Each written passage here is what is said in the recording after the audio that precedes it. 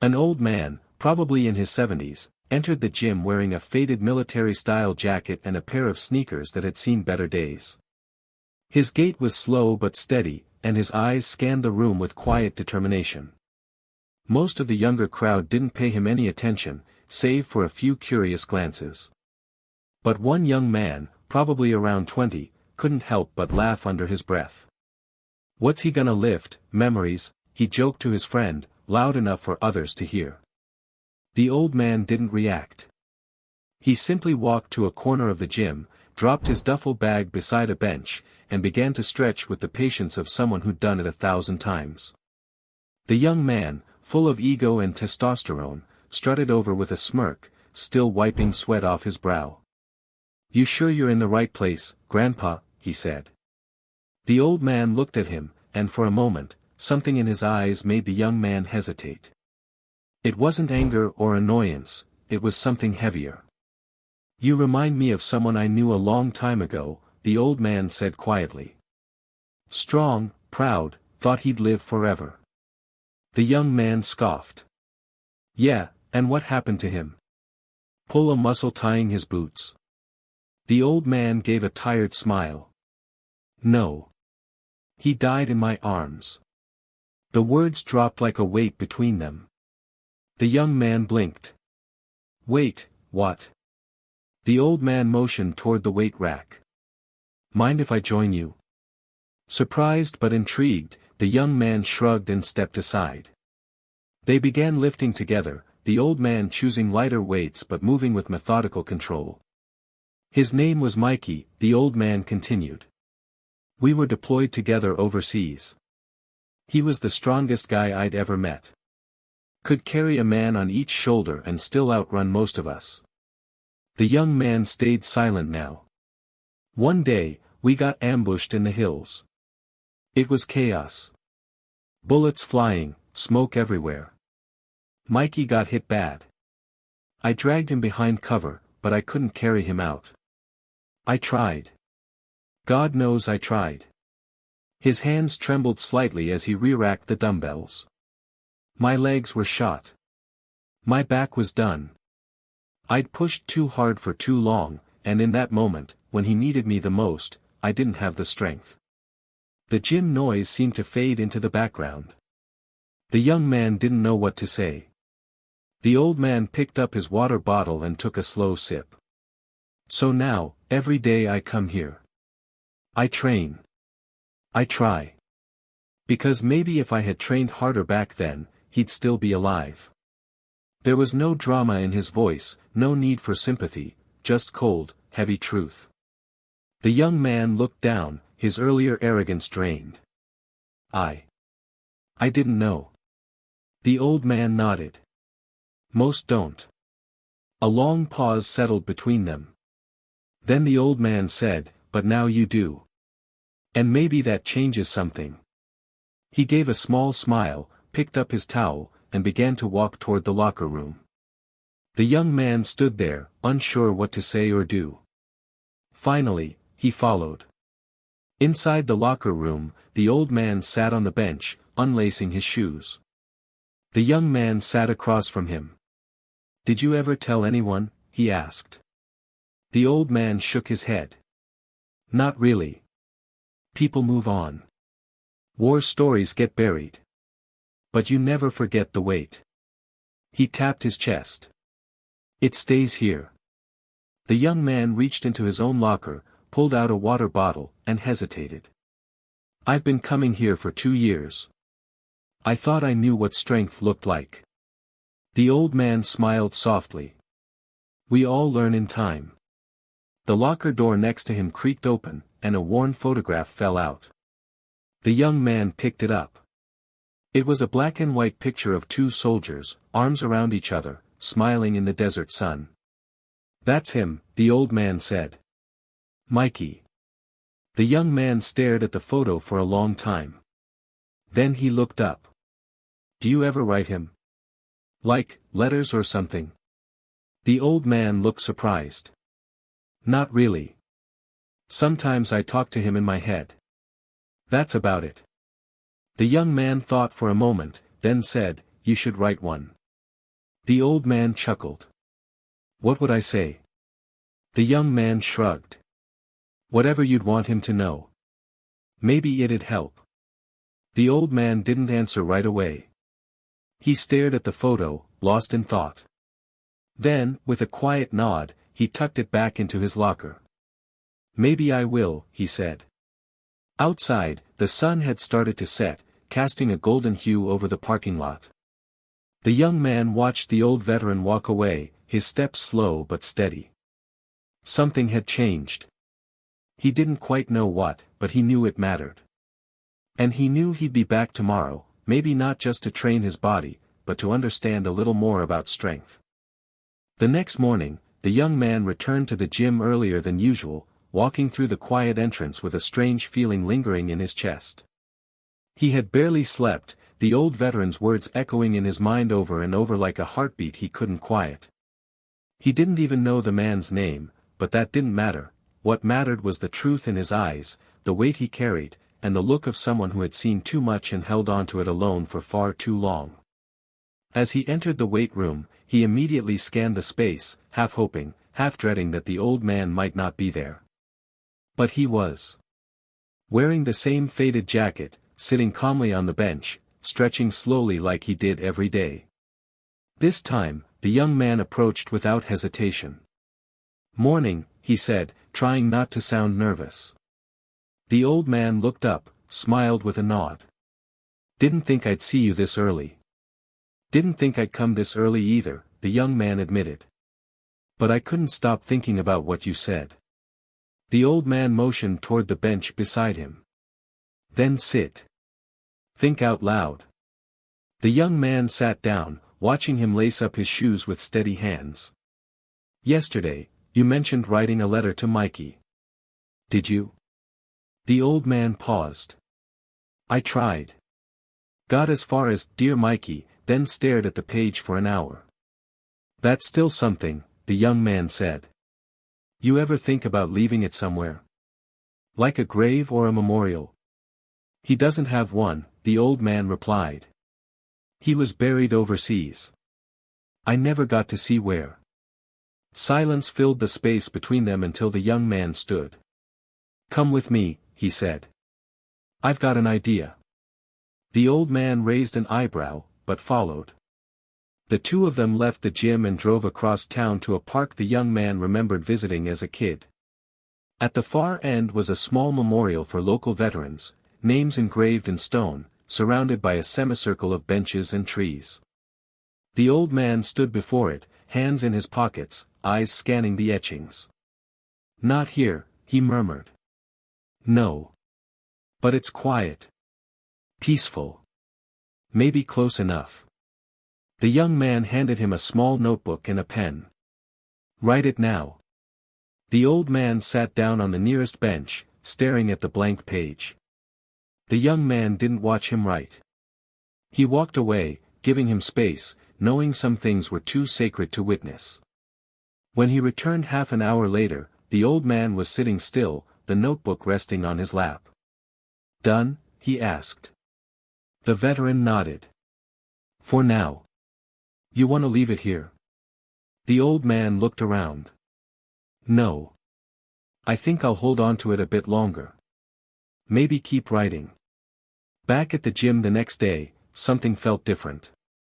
The old man moved with more purpose, his reps cleaner, his breath steadier. The young man noticed the difference. "You're stronger today," he said. The old man smirked. "Funny. It's not the muscles. It's something else."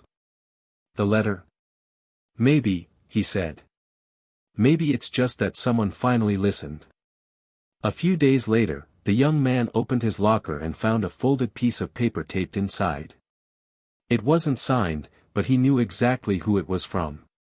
The handwriting was careful and deliberate. "Strength isn't what you carry. It's what you refuse to let fall. M." The young man read it twice, then 3 times, then tucked it into his wallet like a secret he wasn't ready to share. Over the next few weeks, the two of them trained together almost daily. The gym regulars began to notice. Some stopped staring. Some even nodded in respect. No one laughed anymore. People would see the old man spotting the young one on the bench press, or walking slowly on the treadmill while the young one ran beside him. One afternoon, the young man asked, "Do you ever regret it?" "Serving, I mean." The old man thought for a long time. "No. I regret surviving when others didn't. But not serving. That guilt," the young man said. "How do you live with it?" "You don't," the old man answered. "You live despite it." As they returned to the locker room, the young man noticed something hanging on the old man's locker door, a photograph he hadn't seen before.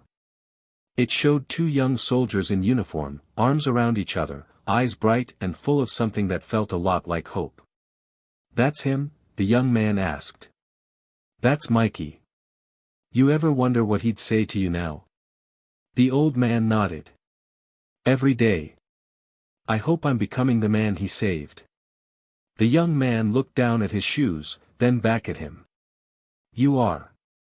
For the first time since they'd met, the old man's eyes filled with quiet tears. He blinked them away quickly, nodded once, then turned to his locker. As the young man left, he paused outside the gym, looking at the world through new eyes. Somewhere between the weights and the war stories, he had learned something he didn't expect. Not just about the old man, but about himself. Strength, he realized, wasn't in the biceps or the bravado. It was in the silence, in the sorrow, in the showing up anyway. And as he walked away, he knew he'd carry that message forever.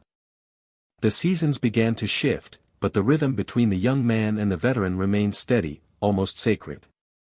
Each morning they'd meet at the gym, sometimes before the sun had even risen, and without many words exchanged, they'd begin their workouts. There was a quiet respect between them now, the kind forged not through conversation but through presence, through simply showing up when it mattered. The gym staff started calling them the unlikely duo, but they never minded. The veteran, whose name was finally revealed as James, never asked for anything, not attention, not sympathy, but slowly, his story began to unfold in pieces, like fragments of a life he had locked away long ago.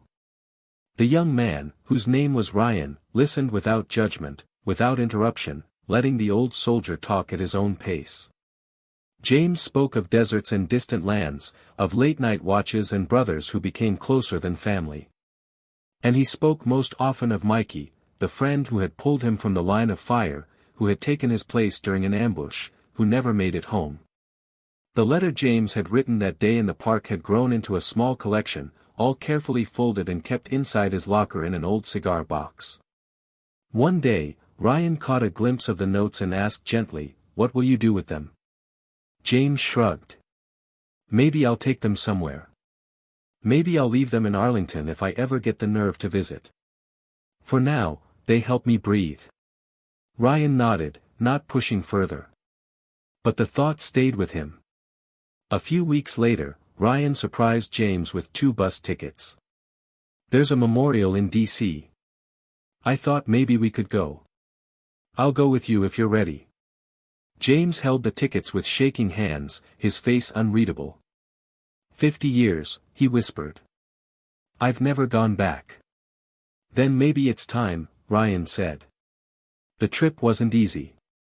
Long hours, stiff seats, memories rising like ghosts along the highway. But when they finally stood in front of the memorial wall, James didn't speak. He reached into his coat pocket, pulled out one of the letters, and slid it gently between the stones. He would have hated the attention, James said after a while, his voice cracking. But he deserved more than silence.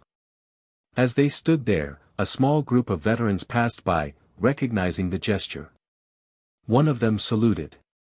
James returned it slowly, and Ryan stood quietly beside him, understanding that some moments didn't need words. When they returned, the gym felt different. Familiar, but now full of something more, a sense of healing. Word had spread about their trip. One of the younger trainers even framed a photo of James at the memorial and hung it on the wall, near the squat racks.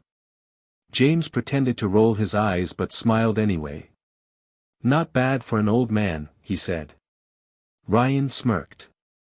You're not old. You're vintage. Days turned to weeks, and eventually, Ryan started writing something of his own, a journal. He wasn't a soldier. He hadn't seen war. But he had seen pain, had felt the weight of unspoken grief in someone else's eyes, and it had changed him. One day, James didn't show up. Ryan waited for hours, heart pounding, checking his phone, the front desk, the locker room, nothing. The next morning, still no sign. By the third day, he drove to the small apartment James had mentioned once, worried sick. But when he knocked, James answered the door, looking pale but alert. Food poisoning, he said with a weak smile. Don't worry, the old engine's still running. Ryan let out a long breath. Man, you scared me. Guess I still got it, James chuckled. From then on, Ryan checked in every morning by text before heading to the gym, a simple, "You good?" to which James would respond with a thumbs-up emoji he had finally learned how to send. On one rainy afternoon, Ryan opened his locker to find another note taped inside, the handwriting instantly recognizable. Strength isn't always loud. Sometimes it whispers. You've got it. J. The note stayed in his wallet from that day forward. Eventually, James started bringing an old photograph album to the gym, showing it to some of the younger guys who gathered around curiously. He talked about boot camp, about riding in helicopters, about dancing in muddy barracks when the war ended. And they listened. Really listened. One morning, a boy of maybe 16 came up to James after hearing part of his story. I want to be like you, he said. James looked him over with a kind smile. Then remember, being strong doesn't mean being fearless. It means doing it scared. As time passed, James began slowing down a bit. His workouts got shorter, his breath a little thinner, but he still showed up. He said he'd rather die lifting than lying still. One day, Ryan came in and found James sitting on the bench by the mirrors, not lifting, just sitting, staring at his reflection. You okay? Ryan asked. Just thinking, James said. About time. About how many minutes I wasted being angry or silent when I could have spoken up. About how many people I should have said thank you to. Ryan sat beside him. Then start now.